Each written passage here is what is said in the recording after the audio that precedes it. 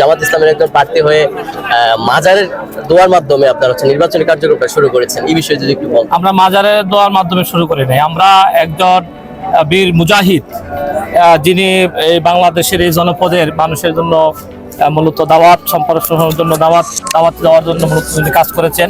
হযরত শাহজালাল ইয়েমেনের সাথে মূলত লড়াই সংগ্রামে তিনি অবতীর্ণ হয়েছেন এবং এই জনপদের দাওয়াতের কাজে তিনি নিয়োজিত ছিলেন। আমরা আমাদের কার্যক্রম আজকে করবা থেকে মূলত আনুষ্ঠানিকভাবে আমরা পথসভার মধ্যে আমাদের শুরু করেছি।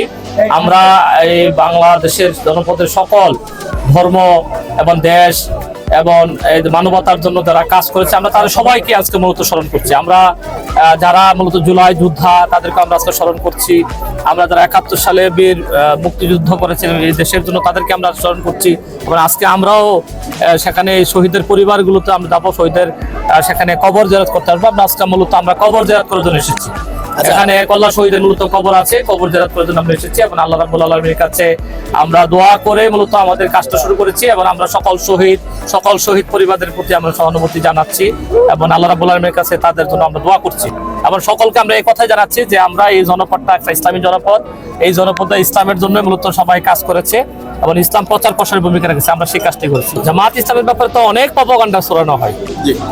জামাত ইসলামী মূলত যদি আসে, জামাত ইসলামী মূলত বাংলাদেশটাকে একটা সুন্দর বাংলাদেশে পরিণত করবে। জামাত ইসলামের ইতিহাসে কোন সময় এরকম ভাঙচুরের ইতিহাস কেউ বলতে পারবে না।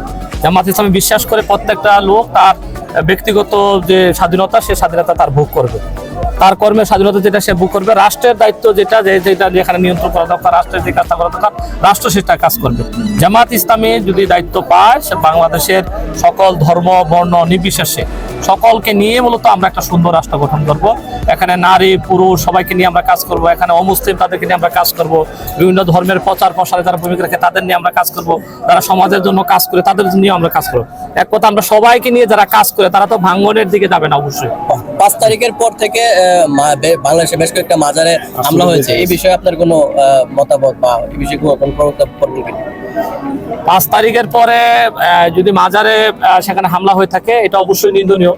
কেন হামলা হবে এবং এই বিষয়ে জামাত ইসলামের পক্ষ থেকে আগে থেকে মূলত আমরা স্পষ্ট করেছি যে জামাত ইসলামী কোনো সময় হিংসাত্মক কোনো কার্যক্রমের সাথে জামাত ইসলামের কোনো কর্মী জড়িত থাকতে পারে না। জামাত ইসলামী এই কাজের সাথে কোনো সময় সম্পৃক্ততা নেই।